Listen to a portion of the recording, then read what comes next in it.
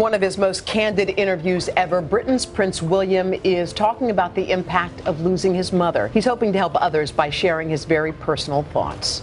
My mother would have known that she'd been deceived. She was failed not just by a rogue reporter, but by leaders at the BBC who looked the other way rather than asking the tough questions. For years, Prince William has been bottling up about his mother's death and how it affected him and his brother, Harry, who was 12 years old at the time of her death. Her 20th anniversary year feels like a good time to remember, all the good things about her. And William revealed how he coped with the death of his mother at a very tender age. He also disclosed its heavy toll on his brother and the royal family. What are the details of William's painful disclosure about Diana's death? What has impressed you most about her? I think just the qualities that are essential for somebody in a leadership role. Join us as we reveal the details of one of the most catastrophic losses of the British royal family ever. William's journey through grief. Prince William was just a young teenager when he lost his mother to the cold hands of death in 1997. Those shocking allegations about Princess Diana's death. Authorities now reviewing the new and sensational claim that she was actually murdered by the British government. He has expressed his deep-seated pain and frustration regarding the circumstances surrounding her death.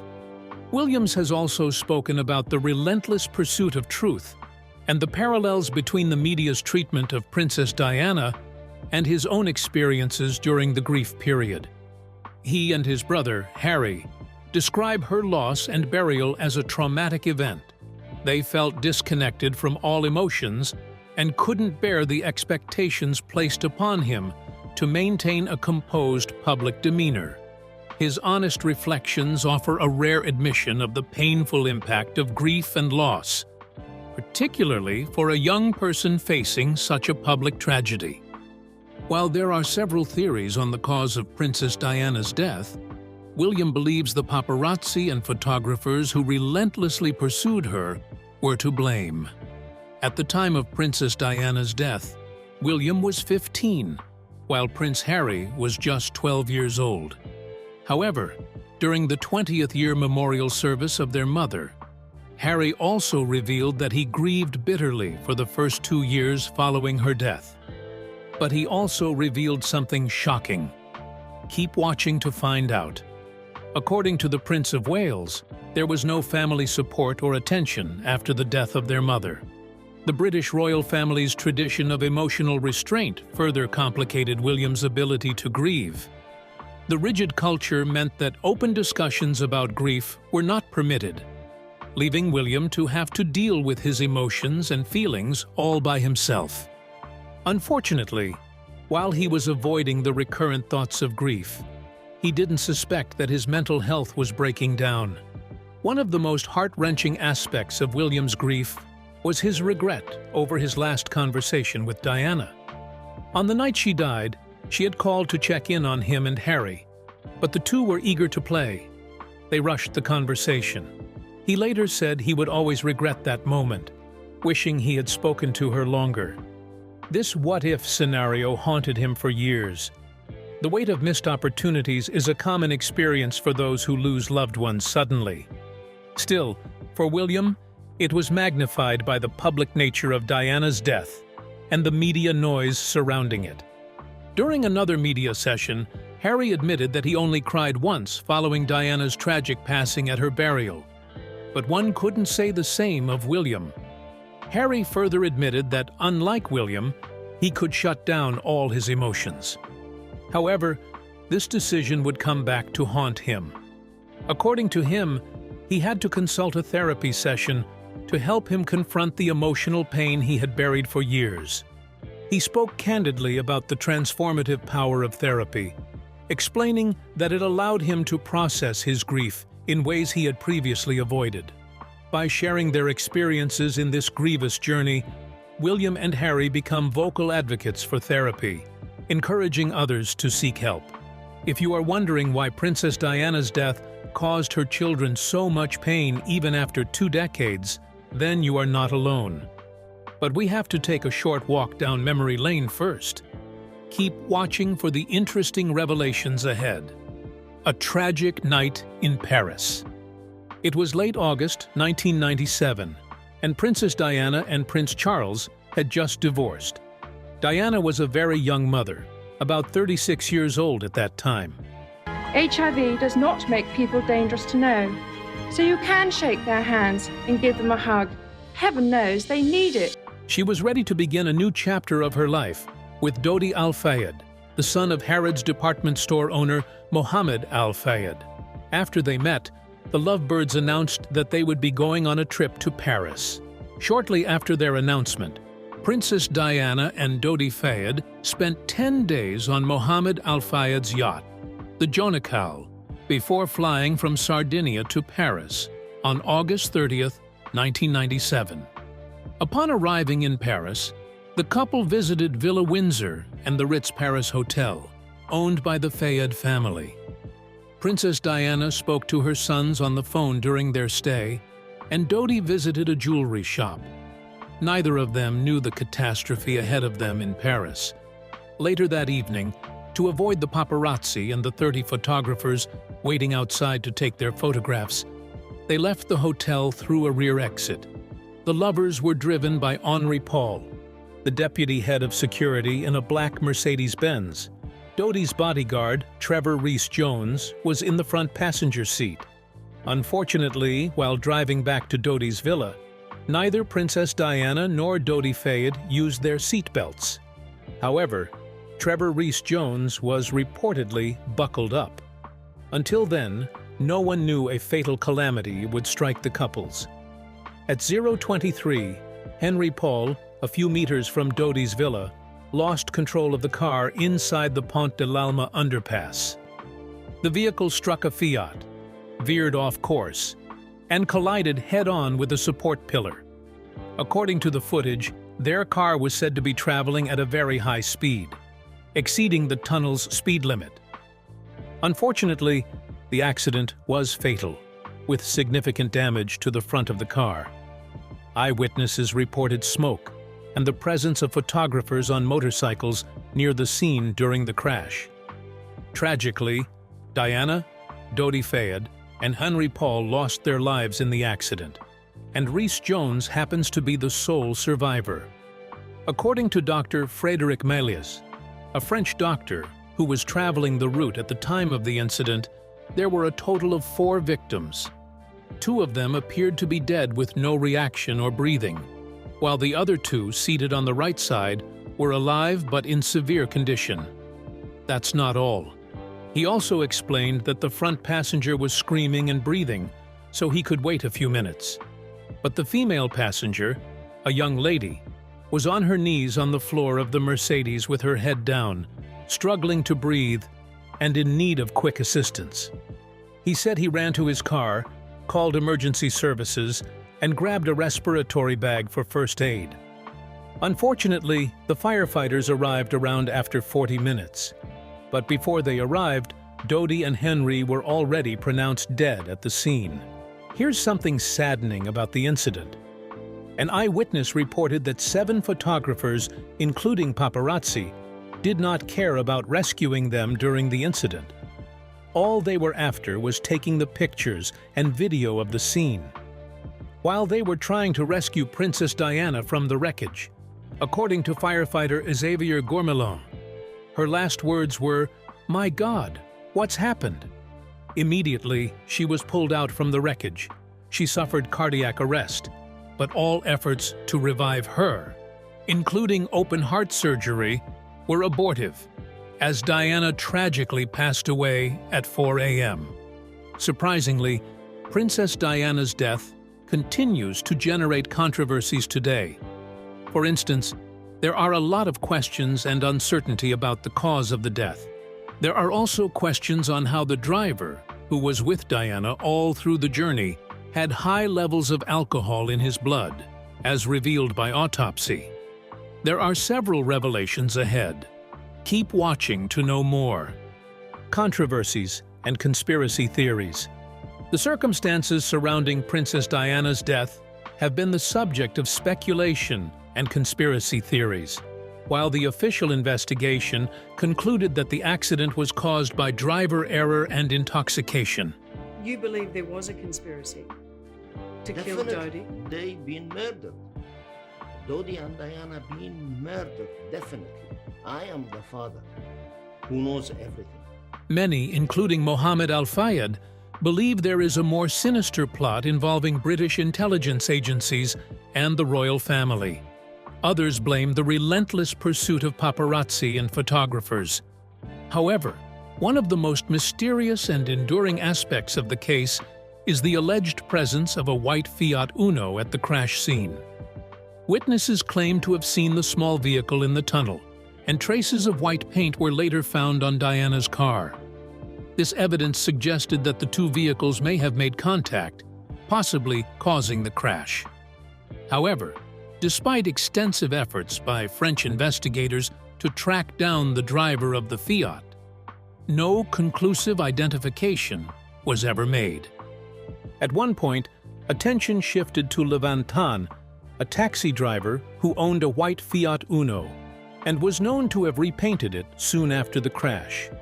He denied any involvement, and the investigation did not pursue him further. The inability to locate the driver of the Fiat or determine its role in the crash has been a central point of contention, leading many to believe it was not just an ordinary hit-and-run incident, but a deliberate one. Another key element of the conspiracy comes from Princess Diana herself.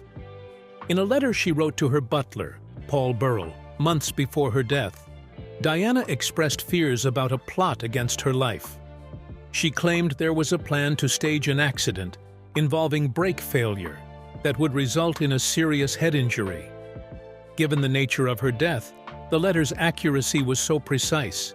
The specificity of her prediction prompted widespread suspicion, particularly since she mentioned her ex-husband, Prince Charles, in the context of this alleged plan. That's not all. The role of Henry Paul is another subject of interest among investigators. According to autopsy results, he had a high blood alcohol level at the time of the crash, far beyond the legal limit. After the autopsy, some investigators framed him as a reckless drunk driver who endangered Diana, Dodi Fayed, and himself in a high-speed chase to avoid paparazzi. However, people began doubting the investigators' claims after the Ritz Hotel released the CCTV footage of Diana's time with them. In the footage, Paul was well-behaved and walked normally without any signs of intoxication to indicate he was under the influence of alcohol to the degree stated in the toxicology report. Adding to the doubts, Paul's family questioned the accuracy of the toxicology report that indicated unusually high levels of carbon monoxide in his blood.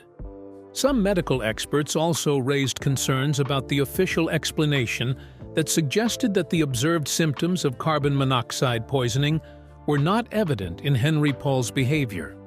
Also, Professor Athol Johnston, a clinical pharmacologist, raised some doubts about the official narrative surrounding Henry Paul's blood alcohol levels. He questioned the authenticity of one of the blood samples and pointed out the unusual consistency in the results from different samples taken from Paul's body. These inconsistencies have fueled speculation about potential tampering or manipulation of evidence, further complicating efforts to investigate the tragic accident. Another conspiracy theory about Princess Diana's tragic death was the rumor that she was engaged and pregnant at the of death. According to Mohammed Al-Fayed, Diana and Dodi were murdered. While speaking in court in 2008, he told the judge that the royal family did not want a non-Christian among them. He went further to suggest that Diana was eliminated for daring to marry an Egyptian Muslim. Al-Fayed also claimed that Diana was pregnant at the time of her death. Although the official autopsy done by Dr. Robert Chapman found no evidence to support his claim. Dr. Alan Schiller, head of pathology at New York's Mount Sinai School of Medicine, countered the British doctor's report. In an attempt to clear the controversy, investigators analyzed blood samples found in the wreckage of the car. However, The results indicated the absence of the human chronic gonadotropin, a hormone always associated with pregnancy. Additionally, interviews with close friends of Princess Diana revealed that she was not pregnant and was using contraception. These findings contradict the claims made by some conspiracy theorists, including Mohammed Al-Fayed. Richard Tomlinson, a former MI6 officer, made controversial claims implicating British intelligence services in the tragic death of Princess Diana.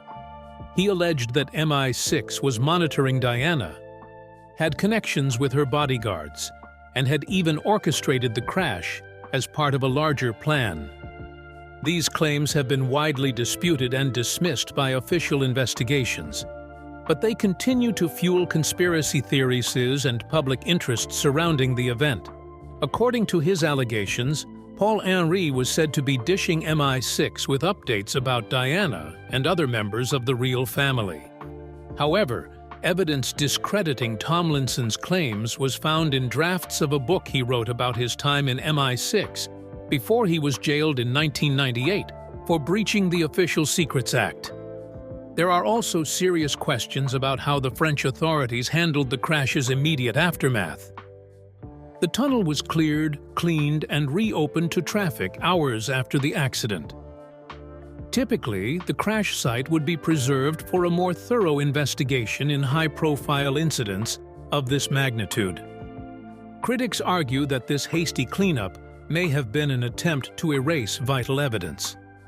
Witnesses at the scene claimed police never contacted them, and particular testimonies, including those involving the white Fiat, were dismissed or ignored.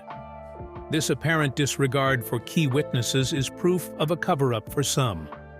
The 2004 British investigation, Operation Paget, was launched in response to growing public skepticism about the French inquiry. Its goal was to address conspiracy claims and provide definitive answers. The final report concluded that Diana's death was a tragic accident caused by reckless driving, and no evidence of a conspiracy was found. It dismissed claims of MI6 involvement, discredited the letter Diana wrote to Paul Burrell, and ruled out any wrongdoing by Prince Charles. To make matters worse for Prince William, his relationship with Harry and their father has gone sour in recent years. The sad details of their family union will leave you completely shocked. Fractured bonds. Harry and Charles. Because he's been through something similar. He knows what pain feels like. My father and my brother, they are trapped. The relationship between Prince William, Harry, and their father, Prince Charles, has been marked by tension and unresolved emotional wounds. The Duke and Duchess of Sussex have been asked to vacate their British base, Frogmore Cottage, the couple's spokesperson has confirmed. They were reportedly told to leave the property by Buckingham Palace in January, days after Prince Harry published his memoir, Spare. While their bond was shaped by mutual grief and royal obligations, it has faced significant strain following the death of Princess Diana. For William, the loss of their mother at such a young age was a defining moment, and he has since expressed feelings of abandonment and disappointment in his father's response. While Charles focused on maintaining his royal duties, his children felt emotionally neglected. The ideas that I was putting forward. And I think we have demonstrated that the original ideas that we worked out in those days can actually be made to work. When they needed their father's support the most. One of the key sources of this tension is rooted in Diana's troubled marriage to Charles. The world admired Diana as the people's princess, but she endured emotional turmoil behind closed doors due to Charles's relationship with Camilla Parker Bowles. Diana's famous comment that, "There were 3 of us in this marriage," demonstrated the emotional strain. For William, witnessing his mother's unhappiness left a profound psychological impact.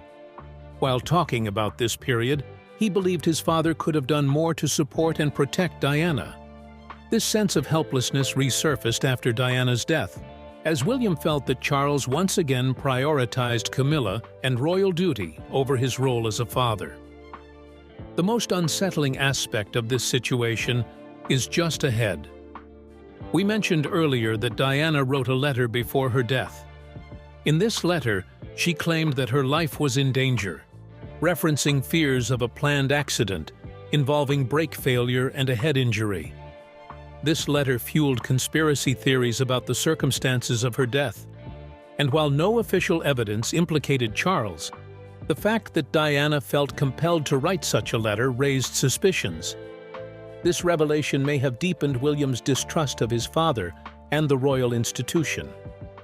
The idea that Diana felt unsafe within her family echoed Harry's later experiences of feeling vulnerable within the royal system. Following Diana's death, Charles took on the role of both parent and public figure. The battle against climate change is surely the most defining and pivotal challenge of our time. And his decision to have William and Harry walk behind their mother's coffin became a defining image of royal stoicism. While the world admired the boys' composure, William later described the experience as emotionally traumatic, likening it to an out-of-body event. Despite being only 15 years old, he was expected to project strength, an expectation rooted in the royal family's tradition of emotional restraint. William later criticized this approach, arguing that it forced him to suppress his grief instead of processing it naturally. For William and Harry, Charles's insistence on maintaining a stiff upper lip mirrored the royal family's philosophy of prioritizing appearances over emotional well-being. Another critical moment in Charles' fractured relationship with his children occurred during Harry's marriage to Meghan Markle. They didn't want him to be a prince or a princess, not knowing what the gender would be, which would be different from protocol. As the British media began to scrutinize her, Harry sought support from his father. I think there's a sort of sense of both disappointment and exasperation at the palace that the couple feel the need to keep going on about how miserable they were in their royal existence. But he claimed that Charles stopped answering his calls. And every single time I've tried to do it privately, there have been briefings and leakings and planting of stories against me and my wife. You know, the family motto is never complain, never. Harry described this moment as one of the most painful betrayals, reinforcing his belief that his father was unwilling to stand up against the system. William and Harry saw echoes of their mother's experience, where Diana faced relentless media attention with little protection from the royal family. By failing to intervene, Charles once again became a symbol of the monarchy's indifference to the personal struggles of its members. The children's frustrations with their father are deeply tied to the concept of duty. While Charles views duty as an essential part of being a royal, the children see it as an obligation that often comes at the expense of personal happiness and emotional health. William's openness about seeking therapy and advocating for mental health awareness shows a generational shift in attitudes. Unlike their father, who internalized pain and presented a tough public image, William chose to confront his emotional wounds head-on. His decision to speak publicly about his struggles directly challenged royal norms. The emotional struggle between William and Charles is not merely a family dispute. It shows a more significant clash of values. For Charles, upholding the monarchy requires sacrifices, including emotional restraint and adherence to protocol. This approach feels outdated and harmful to William and his brother Harry. His decision to break the cycle of generational pain is a conscious rejection of his father's parenting style. He has stated that he wants to raise his children in a more emotionally supportive environment, free from the rigid demands of royal life. This decision continues his mother's legacy. Diana was known for her hands-on approach to parenting, often prioritizing her son's emotional well-being over royal protocol. Thank you for joining us. What do you think about the French investigations into Princess Diana's death? Drop your thoughts in the comments section. If you enjoyed watching the video, like share, and subscribe to our channel. Also, click the following video on your screen and you will enjoy it.